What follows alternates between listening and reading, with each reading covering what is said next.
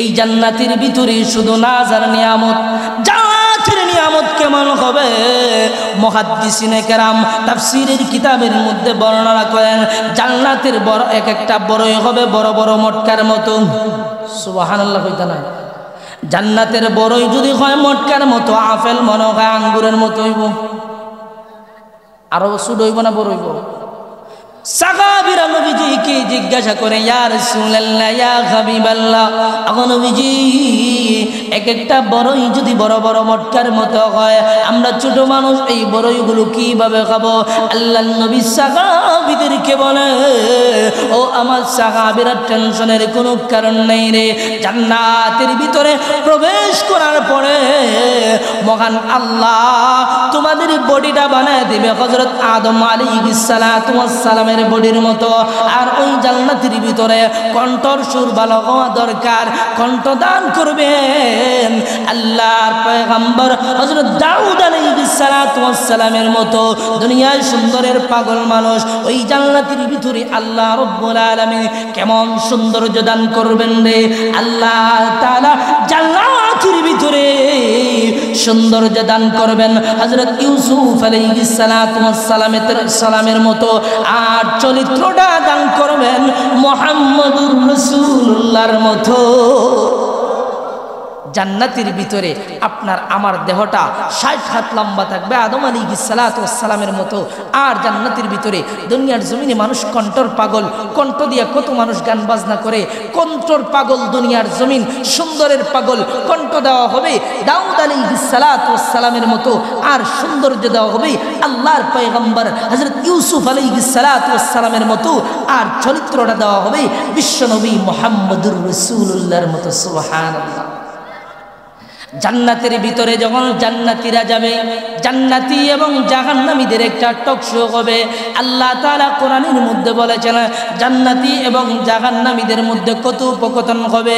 এই সময় জান্নাতীরা জাহান্নামীদেরকে জিজ্ঞাসা করা হবে, এ জাহান্নামীরা, দুনিয়ার জমিনে আমরা একসাথে দুনিয়ার জিন্দেগি কাটাইলাম, আজকে ফলাফলের বেলায় দেখা যায় আমরা হলাম জান্নাতি আর তোমরা হলে জাহান্নামী, এর কারণ কি রে? ওই সময় জাহান্নামী বান্দা বলবে, আলু লাম নাকু মিনাল মুসাল্লিন। জান্নাতি বান্দাদেরকে বলবে, আরে জান্নাতীরা, দুনিয়ার জমিনে আমরা মুসল্লি না হওয়ার কারণে আজকে আমরা হলাম জাহান্নামী।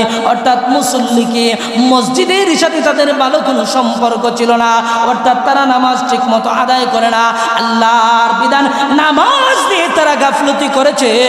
এজন্য আল্লাহর তরি জাহান্নামের মধ্যেই তারা জ্বলতেছে। এজন্য নামাজ পড়ার দরকার আছে কিনা? জান্নাতে আমরা যাইতে চাই কিনা? জান্নাতে যাইতে হলে জান্নাত তালা দেওয়া চাবির দরকার আছে কিনা? জান্নাতের চাবি কি? নামাজ। আপনি চাবি ছাড়া তালা খুলতে পারবেন?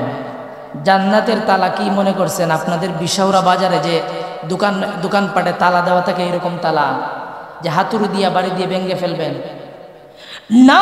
জান্নাতের ভিতরে যে তালা দেওয়া থাকবে ওই তালার চাবি হলো নামাজ। আল্লাহর নবী বলেন, মিফতাহুল জান্নাতিস সালাহ। ও বান্দা বান্দিরে, জান্নাতের চাবি কাঠি হলো নামাজ। দুনিয়ার জমিনে যদি বান্দা বান্দি ঠিকমতো নামাজ আদায় করতে পারো, তাহলে জান্নাতের তালা তুমি খুলতে পারবা। মসজিদের সাথে যদি সম্পর্ক থাকবে, কার মসজিদের সাথে সম্পর্ক? যেই ব্যক্তি জোহরের নামাজ আদায় করার পরে তার টেনশন থাকবে আসরের নামাজ, আসরের আজান কখন পড়বে, নামাজ কখন পড়ব।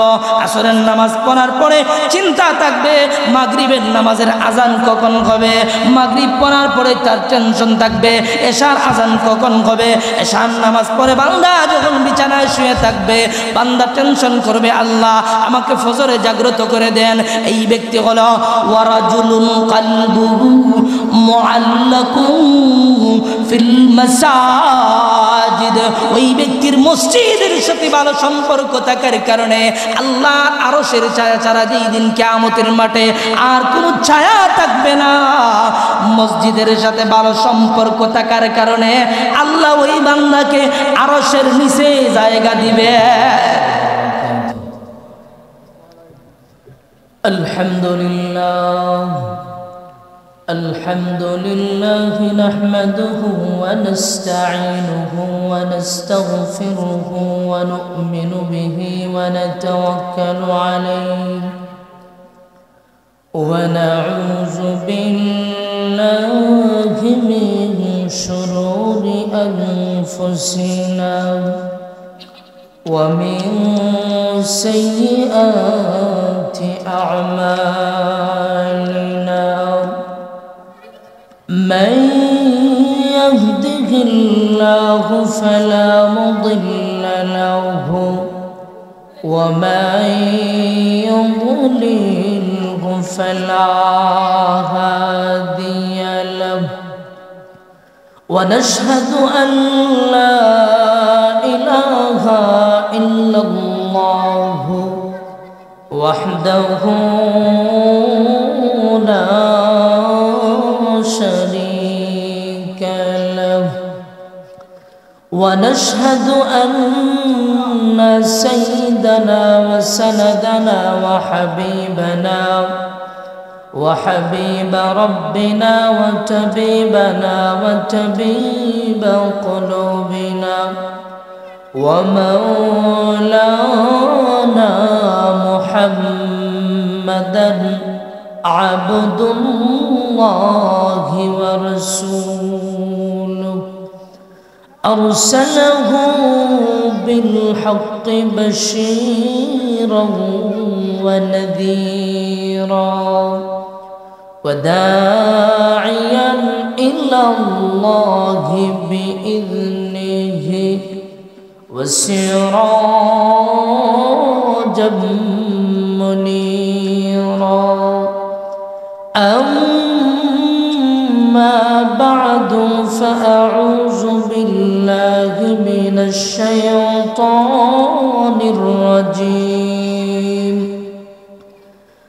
بسم الله الرحمن الرحيم إن الذين آمنوا وعملوا الصالحات كانت لهم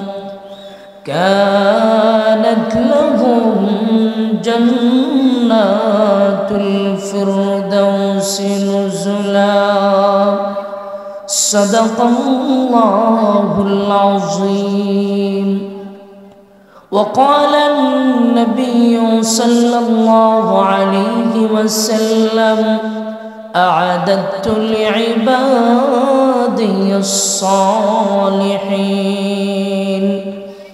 ما لا عين رأت ولا أذن سمعت ولا خطر على قلب بشر أو كما قال عليه الصلاة والسلام شكل محبة الشهادة در الشريف صلى الله على سيدنا ومولانا محمد وعلى آله وأصحابه وسلم بلغ العلا بكماله كشف التجى بجماله حسنت جميع خصاله سلوا عليه وآل يا صاحب الجمال ويا سيد البشر من وجهك المنير لقد نور القمر بلغ العلا بكماله كشف الدجى بجماله حسنت جميع خصاله سلوا عليه وآل أما بعد বিশাউরা দারুল কোরআন মহিলা মাদ্রাসার উদ্যোগে আজকের এই বার্ষিক ইসলামী মহাসম্মেলনের শ্রদ্ধাভাজন সভাপতি জাতির শ্রেষ্ঠ নাগরিক ওয়ারাসাতুল আম্বিয়া হযরত উলামায়ে কেরাম, আমার সামনে বসা মুরব্বিয়ানে আযম, যুবক বন্ধুগণ, স্নেহের ছোট ভাই, পর্দার আড়ালে হযরত আম্মাজান আয়েশা সিদ্দিকা রাদিয়াল্লাহু তাআলা আনহার উত্তরসূরি আবেদা সালেহা নেককার মা ও বোনেরা,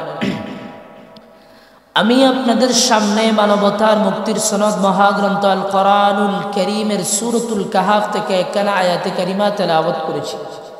তারই পাশাপাশি আকা নবী মাহবুব নবী সরকারে দো আলম সঈদুল মুরসলিন শাফি আজম রসুল আকরম মহানবী মুহাম্মদুর রসুল্লাহ সাল্লাল্লাহু আলাইহি ওয়াসাল্লামের লক্ষ কোটি হাদিসের ভান্ডার থেকে কেন হাদিস শরীফ তেলাওয়াত করেছি।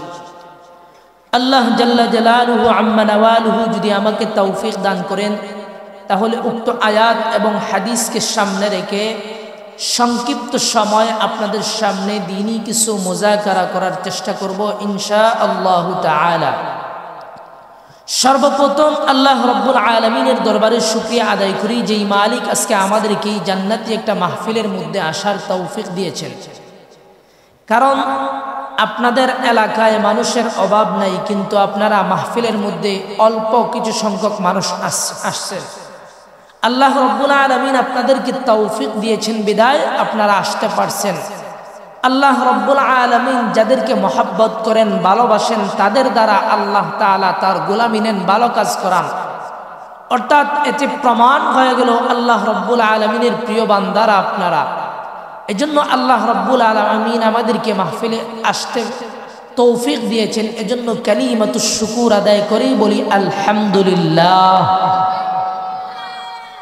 আল্লাহ তাআলার নিয়ামত, এটা নিয়ামতের শুকরিয়া যদি আমরা আদায় করি, নিয়ামত পাওয়ার পরে আল্লাহ তাআলা নিয়ামত বাড়িয়ে দেন। কোরআনুল কারীমের মধ্যে আল্লাহ তাআলা বলেন, লা ইন শাকারতুম লা আযীদান্নাকুম ওয়া লা ইন কাফারতুম ইন্না আযাবী লাশাদীদ। আল্লাহ রাব্বুল আলামিন কোরআনুল কারীমের মধ্যে বলেন, ও বান্দা বান্দিরা রে, আমি আল্লাহ তোমাদেরকে নিয়ামত দিয়েছি। নিয়ামত অসংখ্য অগণিত নিয়ামত আল্লাহ তাআলা আমাদেরকে দিয়েছেন। নিয়ামত গণনা করে আমরা শেষ করতে পারবো না, বেশি দূর যাইতে হবে না। আপনার আমার 3.5 হাত বডি, এই দেহের ভিতরে আল্লাহ রাব্বুল আলামিন কতগুলো নিয়ামত দিয়েছেন। একটা বার নিজের শরীরের দিকে তাকায়া চিন্তা করেন বান্দা বান্দী, আল্লাহ চক্ষু দিয়েছেন দেখার জন্য, কান দিয়েছেন শ্রবণ করার জন্য, আল্লাহ মুখ দিয়েছেন, জবান দিয়েছেন কথা বলার জন্য, হাত দিয়েছেন কাজ কর্ম করার জন্য, পা দিয়েছেন হাঁটা চলা করার জন্য। আল্লাহ অসংখ্য অগণিত নিয়ামত দিয়েছেন। আমার আল্লাহ সূরা রহমানের মধ্যে বলেন, ফাবিআইয়ি আলা'i রাব্বিকুমা তুকাযযিবান। ও আমার বান্দা বান্দিরা রে, তোমরা আমি আল্লাহর কোন কোন নিয়ামত অস্বীকার করবে? আল্লাহর কোন নিয়ামত আমরা অস্বীকার করতে পারবো না। আল্লাহ রাব্বুল আলামিন আমাদেরকে অসংখ্য অগণিত নিয়ামত দিয়েছেন। আমরা যদি মালিকের কাছে শুকরিয়া আদায় করি, আল্লাহর ওয়াদা সত্য। আল্লাহ তাআলা বলেন, বান্দা বান্দিরে, আমি আল্লাহ তোমাদের নিয়ামত বাড়িয়ে দিব। আর যদি বান্দা বান্দি তুমি নিয়ামত পাওয়ার পরে বান্দা বান্দি তুমি না শুকরি করো, কুফরি করো, আল্লাহ বলেন আমি তোমাদের কাছ থেকে নিয়ামত ছিনিয়ে নিব। এজন্য নিয়ামত শুকরিয়া আদায় করার দরকার আছে কিনা?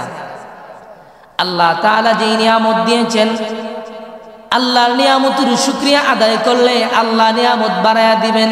আর যদি বান্দার বান্দি নিয়ামত পাইয়া শুকরিয়া আদায় না করো, আল্লাহ নিয়ামত চিনিয়ে নিবেন। শুধু চিনিয়ে নিয়ে শেষ না, আমার আল্লাহ আয়াতের শেষের অংশে বলেন, ইন্না আযাবী লাশাদীদ। আমি আল্লাহ তোমাদেরকে কঠিন আযাবের মধ্যে গ্রেফতার করব। এজন্য নিয়ামতের শুকরিয়া আদায় করতে রাজি আছি তো ইনশাআল্লাহ। আল্লাহ তাআলা আমাদেরকে শুকরগুজার বান্দা হিসাবে কবুল করুন, সকলে বলি আমিন। আমি যেই আয়াতি কারিমা আপনাদের সামনে তেলাওয়াত করেছি, জান্নাতের সংক্ষিপ্ত কিছু আলোচনা করব। আমার তেলাওয়াতকৃত আয়াতে আল্লাহ তাআলা বলেন, ইন্নাল্লাযীনা আমানু ওয়া আমিলুস সালিহাত, নিশ্চয়ই ইন্নাল্লাযীনা আমানু, যারা ঈমান এনেছে, ওয়া আমিলুস সালিহাত, নেক আমল করে। আল্লাহ তাআলা বলেন যারা ঈমান আনার পরে নেক আমল করে তারা হলো জান্নাতের মেহমান। ওই জান্নাতের ভিতরে আমরা যাইতে রাজি আছি তো? কে কে জান্নাতে যাইতে রাজি আছি? দুইটা হাত তুলুন। আল্লাহ তাআলা আমাদের সবাইকে জান্নাতে যাওয়ার তৌফিক দান করুন, সকলে বলে আমিন। এই জান্নাতের ভিতরে অসংখ্য অগণিত নিয়ামত আল্লাহ বান্দা আর বান্দির জন্য রেখে দিয়েছেন। কেমন নিয়ামত? আমার তেলাওয়াতকৃত হাদিসের মধ্যে আল্লাহর নবী বলেন, মা লা আইনুন রাআত ওয়া লা উযুনুন সামিআত ওয়া লা খাতারা আলা কলবি বাশার। আল্লাহ রাব্বুল আলামিন জান্নাতের ভিতরে যেই নিয়ামতগুলো রেখে দিয়েছেন, এই নিয়ামত সম্পর্কে দুনিয়ার কোন চক্ষু এই নিয়ামত কোনদিন দেখে নাই, এই নিয়ামত দুনিয়ার কোন কান শ্রবণ করে নাই, এই নিয়ামত দুনিয়ার কোন কলব অনুধাবন করতে পারে নাই। জান্নাতের নিয়ামত সম্পর্কে আমি বলে আপনাদেরকে বুঝাতে পারবো না। খাসা মরিচ যে জিন্দেগিতে কোনোদিন খায় নাই, এই খাসা মরিচ যে জাল তারে বুঝানি যাইবনি, বুঝানি যাইতো না। খাসা মরিচ যে একটা জিনিস জাল, এইটা খাসামরিচ যে জিন্দেগিতে কোনোদিন খায় নাই তারে বুঝাইতে পারবেন না। আপনি একটা চিকন খাসামরিচ যদি তার মুখের ভিতরে ঢুকায় দেন, এবার আপনি বয়ান করতে হবে না খাসামরিচ কত প্রকার কি কি, তার মুখ থেকে অটোমেটিকলি বের হয়ে আসবে। কথা বলেন ঠিক কিনা? এজন্য এই জান্নাতের ভিতরে আপনি আমি যদি যাইতে পারি, জান্নাতের নাজ ও নিয়ামত কেমন, জান্নাতের হুর পরিনা কেমন। জান্নাতের ভিতরে শুধু আরাম আর আরাম। জান্নাত কোনো কষ্টের জায়গা না, জান্নাত হলো আরামের জায়গা। দুনিয়ার জমিনের মধ্যে আল্লাহর বন্দেগী যদি বান্দা বান্দি ঠিক মতো আদায় করে পরকালে পারি জমাইতে পারো, আল্লাহ তোমার জন্য জান্নাত রেডি করে রেখে দিয়েছেন।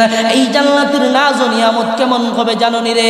এই জান্নাতের ভিতরে বান্দা বান্দি প্রবেশ করার পরে হুর গিলমানরা তোমাকে আহ্বান করবে।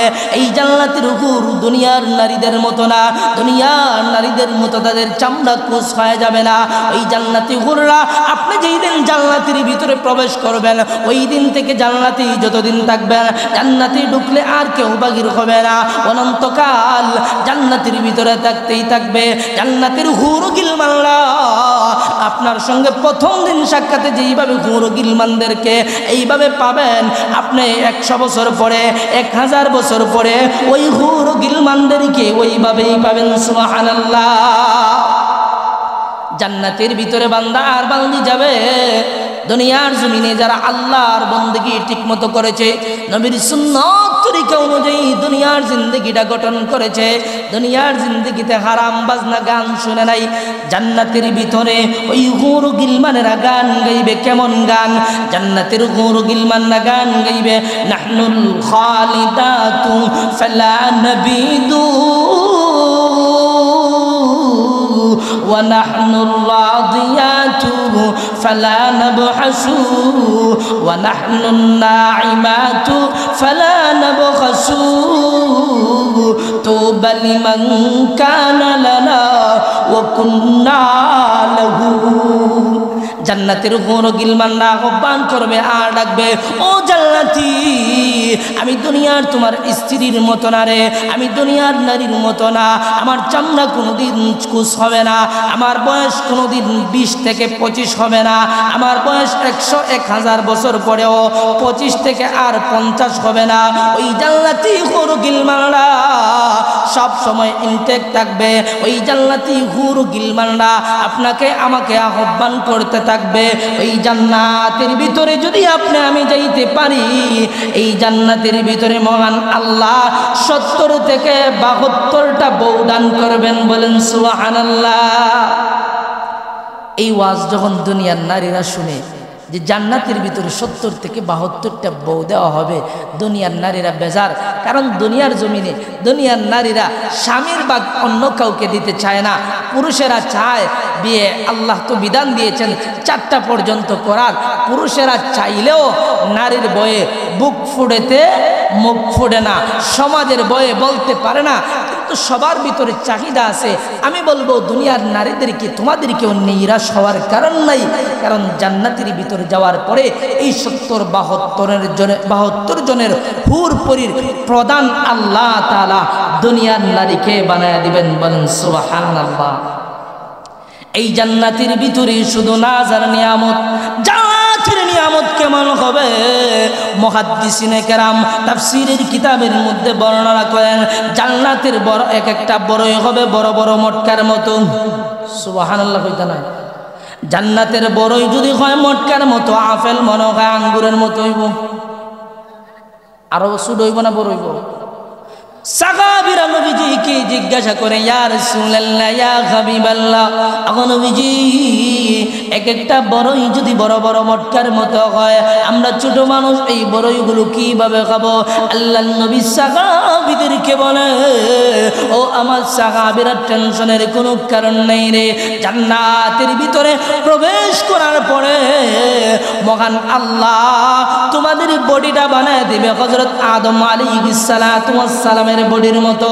আর ওই জান্নাতের ভিতরে কণ্ঠর সুর ভালো হওয়া দরকার, কণ্ঠ দান করবেন আল্লাহর পয়গম্বর হযরত দাউদ আলাইহিস সালাতু ওয়াস সালামের মতো দুনিয়ায় সুন্দরের পাগল মানুষ। ওই জান্নাতের ভিতরে আল্লাহ রব্বুল আলামিন কেমন সৌন্দর্য দান করবেন রে। আল্লাহ তাআলা জান্নাতের ভিতরে সৌন্দর্য দান করবেন হযরত ইউসুফ আলাইহিস সালাতু ওয়াস সালামের মতো। আর চরিত্রটা দান করবেন মুহাম্মদুর রাসূলুল্লাহর মতো। জান্নাতের ভিতরে আপনার আমার দেহটা 60 হাত লম্বা থাকবে আদম আলাইহিস সালাতু ওয়াস সালামের মতো।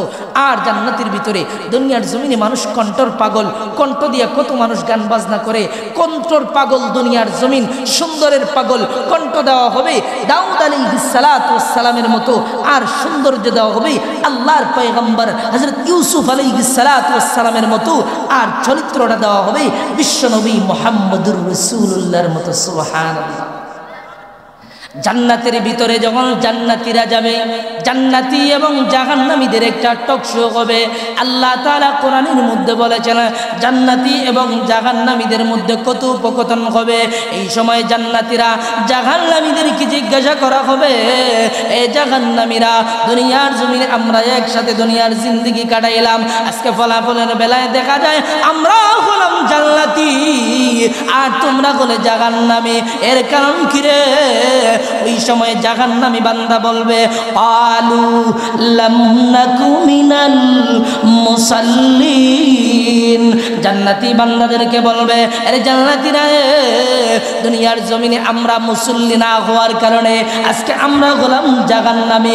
অর্থাৎ মুসল্লিকে মসজিদের সাথে তাদের ভালো কোনো সম্পর্ক ছিল না, অর্থাৎ তারা নামাজ ঠিক মতো আদায় করে না, আল্লাহর বিধান নামাজ নিয়ে তারা গাফলতি করেছে। এজন্য আল্লাহর তরি জাহান্নামের মধ্যেই তারা জ্বলতেছে। এজন্য নামাজ পড়ার দরকার আছে কিনা? জান্নাতে আমরা যাইতে চাই কিনা? জান্নাতে যাইতে হলে জান্নাত তালা দেওয়া চাবির দরকার আছে কিনা? জান্নাতের চাবি কি? নামাজ। আপনি চাবি ছাড়া তালা খুলতে পারবেন? জান্নাতের তালা কি মনে করছেন আপনাদের বিশাউরা বাজারে যে দোকানপাটে তালা দেওয়া থাকে এরকম তালা যে হাতুড়ি দিয়া বাড়ি দিয়ে ভেঙে ফেলবেন? না, জান্নাতের ভিতরে যে তালা দেওয়া থাকবে ওই তালার চাবি হলো নামাজ। আল্লাহর নবী বলেন, মিফতাহুল জান্নাতিস সালাহ। ও বান্দা বান্দিরে, জান্নাতের চাবি কাঠি হলো নামাজ। দুনিয়ার জমিনে যদি বান্দা বান্দি ঠিকমতো নামাজ আদায় করতে পারো তাহলে জান্নাতের তালা তুমি খুলতে পারবা। মসজিদের সাথে যদি সম্পর্ক থাকবে, কার মসজিদের সাথে সম্পর্ক? যেই ব্যক্তি জোহরের নামাজ আদায় করার পরে তার টেনশন থাকবে আসরের নামাজ, আসরের আজান কখন পড়বে, নামাজ কখন পড়ব। আসরের নামাজ পড়ার পরে চিন্তা থাকবে মাগরিবের নামাজের আজান কখন হবে, মাগরিব পড়ার পরে তার টেনশন থাকবে এশার আজান কখন হবে। এশার নামাজ পড়ে বান্দা যখন বিছানায় শুয়ে থাকবে, বান্দা টেনশন করবে আল্লাহ আমাকে ফজরে জাগ্রত করে দেন। এই ব্যক্তি হলো ওয়ারাজুলুন কলবুহু মুআল্লাকুন ফিল মাসাজিদ। ওই ব্যক্তির মসজিদের সাথে ভালো সম্পর্ক থাকার কারণে আল্লাহ আরশের ছায়া ছাড়া যেই দিন কিয়ামতের মাঠে আর কোনো ছায়া থাকবে না, মসজিদের সাথে ভালো সম্পর্ক থাকার কারণে আল্লাহ ওই বান্দাকে আরশের নিচে জায়গা দিবে। এজন্য নামাজ পড়তে আমরা রাজি আছি তো ইনশাআল্লাহ। জাহান্নামীরা 2 নম্বরে বলবে ক্বালু লাম নাকু মিনাল মুসাল্লিন, 2 নম্বরে বলবে ওয়ালাম নাকু নুতঈমুল মিসকিন। আজকে আমরা জাহান্নামে আসার কারণ হলো আমরা দুনিয়ার জমিনে এতিম মিসকিনদের সাথে ভালো সম্পর্ক রাখতাম না, তাদের হক আমরা মেরে খাইছি, তাদেরকে খাবার দিতাম না।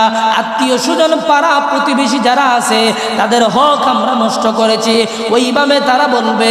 এই 3 নম্বরে বলবে ওয়া কুন্না নাখুদু মাআল খাইদিন, আমরা হলাম দুনিয়ার মানুষের সাথে তর্ককারীদের তর্কে লিপ্ত যেতাম। এরপরে বলবে ওয়া কুন্না নুকাযযিবু বিয়াউমিদ্দিন, তারা বলবে দুনিয়ার জমিনে মিথ্যা বলার কারণে আজকে আমরা জাহান্নামের আগুনের মধ্যে জ্বলতেছি। জাহান্নামের আগুন কেমন ভয়ঙ্কর! আল্লাহ তাআলা মানুষদেরকে সৃষ্টি করেছেন জান্নাতে দেওয়ার জন্য। আল্লাহ কোরআনের অন্য আয়াতে বলেন ওয়ালাকাদ যারানা লিজাহান্নামা কাসীরাম মিনাল জিন্নি ওয়াল ইনস লাহুম কুলুবুন লা ইয়াফকাহুনা বিহা ওয়ালাহুম আ'য়ুনুন লা ইউবসিরুনা বিহা ওয়ালাহুম আযানুন লা ইয়াসমাউনা বিহা উলাইকা কাল আনআম বাল হুম আদাল উলাইকা হুমুল গাফিলুন। আল্লাহ তাআলা বলে আমি কিছু সংখ্যক মানুষ এবং জিন্নাতদেরকে সৃষ্টি করেছি জাহান্নামে দেওয়ার জন্য। কেমন মানুষ?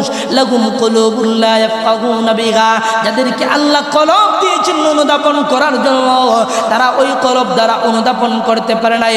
ওয়ালাহুম আ'য়ুনুন লা ইউবসিরুনা বিহা, তাদেরকে আল্লাহ চক্ষু দৃষ্টি দিয়েছেন ভালো জিনিস দেখার জন্য, তারা ভালো জিনিস দেখে নাই। ওয়ালাহুম আযানুন লা ইয়াসমাউনা বিহা, আল্লাহ তাদেরকে কান দিয়েছেন শ্রবণ করার জন্য, তারা ভালো জিনিস শ্রবণ করে নাই, গান বাজনার মধ্যে লিপ্ত ছিল, তারা ভালো জিনিস শ্রবণ করা না করার জন্য আল্লাহ তাআলা বলেন বালহুম আদাল, তারা কোনো চতুষ্পর জানোয়ার। বালহুম আদাল, আল্লাহ তাআলা তাদেরকে বলে তারা জানোয়ারের চাইতে নিকৃষ্ট। কারণ দেখবেন দুনিয়ার জমিনে জানোয়ারকে পাললে, কুকুরকে পাললে, কুকুর মালিকের কথা মানে ওই যেই মালিককে, যেই মানুষকে আল্লাহ বিবেক দিয়েছেন, মস্তিষ্ক দিয়েছেন, ওই মস্তিষ্ক দেওয়ার পরেও ওই মানুষ মালিককে চিনল না। আপনার সামনে নিয়ে এসেছি জাহান্নামের পাশ দিয়ে আসার কারণে আজকে জাহান্নামের একটা কালো দোহা আমার শরীরের মধ্যে লাগার কারণে আমার চেহারার আকৃতি নষ্ট হয়ে গেছে। ওগো আল্লাহর পয়গম্বর, এজন্য আপনি চিনতেছেন না। আল্লাহর নবী এবার বললেন ও জিবরাইল তাহলে জাহান্নামের বর্ণনা দাও। জিবরাইল একটা একটা করে যখন 6টা জাহান্নামের বর্ণনা দিল, জিবরাইল 7 নম্বর জাহান্নামের বর্ণনা দিতে চাইতেছে না। নবী বারবার রিকোয়েস্ট করে, যেই মাত্র জিবরাইল 7 নম্বর জাহান্নামের বর্ণনা দেয় আল্লাহর নবী জমিনের মধ্যে ছিটকে পড়ে যায়, নবী অজ্ঞান হয়ে যায়। সাহাবীরা নবীর চেহারার মধ্যে পানি ছিটায়, নবীর জ্ঞান যখন ফিরে আসে আল্লাহর পয়গম্বর শুধু কাঁদে। নবী বিশ্ব নবী রাহমাতুল লিল আলামিন হুজরা থেকে মসজিদে যায়, মসজিদ থেকে হুজরায় আসে, কোন সাহাবীর সঙ্গে কোনো কথা বলে না, আমি শুধু কাঁদে কাঁদে আবু বকর নবীর সঙ্গে কথা বলতে চায়। নবীর দরজার মধ্যে আবু বকর গিয়ে ডাকে, নবী কোনো জবাব দেয় না। আলী উসমান ওমর ফারুক নবীর দরজায় ডাকে, আল্লাহর পয়গম্বর কোনো জবাব দেয় না। সাহাবীরা আশ্চর্য হয়ে গেলেন, কি হলো রে, মক্কার কোন কাফির বেঈমান আমার নবীজিকে কোনো কিছু বলেছে নাকি? সাহাবীরা টেনশনে পড়ে গেলেন। এমনি হযরত সালমান ফারসি রাদিয়াল্লাহু তাআলা আনহু আবার নবীর দরজার সামনে এসে ডাকে, আল্লাহর নবী কি হয়েছে গো? নবী দরজা খোলেন, নবী কোনো জবাব দেয় না। সালমান ফারসি এবার বলে, সাহাবীরা রে, আমাদের কথায় নবী কোনো জবাব দিবে না, চলো দেখি ফাতেমার বাড়িতে। এমনি ফাতেমাকে নিয়ে আসা হলো। এবার ফাতেমা আল্লাহর নবীর দরজার সামনে ডাকে, আব্বা গো কি হয়েছে গো, আব্বা কেন কাঁদেন? আল্লাহর নবী কোনো জবাব দেয় না। এমনি ফাতেমা ডাক দিয়ে বলে, ও আব্বা, আমি আবু বকর না গো, আমি আলী উমর উসমান না গো, আমি আপনার সাহাবী সালমান ফারসি না। ও আব্বা, আপনি বলেছেন ফাতেমা তু বিদাতুন মিন্নি, ফাতেমা হলো আপনার কলিজার টুকরা। ও আব্বা, আপনার দরজা থেকে আপনার সাহাবী আবু বকর ফিরে গেছে, উসমান আলী ফিরে গেছে, সালমান ফারসি ফিরে গেছে। আব্বা গো, যদি দরজা না খুলেন গো, আমি ফাতেমা আপনার দরজার সামনে থেকে বেরে যাব না। আল্লাহ নবী আবার আম্মাজান হযরত আয়েশাকে ডাক দিলেন, আয়েশা রে, দরজা খুলে দাও, এটা হলো আমার কলিজার টুকরা মেয়ে ফাতেমা। দরজা খুলে দিলেন। এবার নবীর মেয়ে ফাতেমা আল্লাহ নবীকে গলায় জড়িয়ে ধরে কাঁদে, আব্বা গো কি হয়েছে আপনার, বলেন গো আব্বা। মক্কার কোন কাফির বেঈমান আপনাকে কোনো কষ্ট দিয়ে থাকলে বলেন। আল্লাহর নবী কোনো জবাব দেয় না।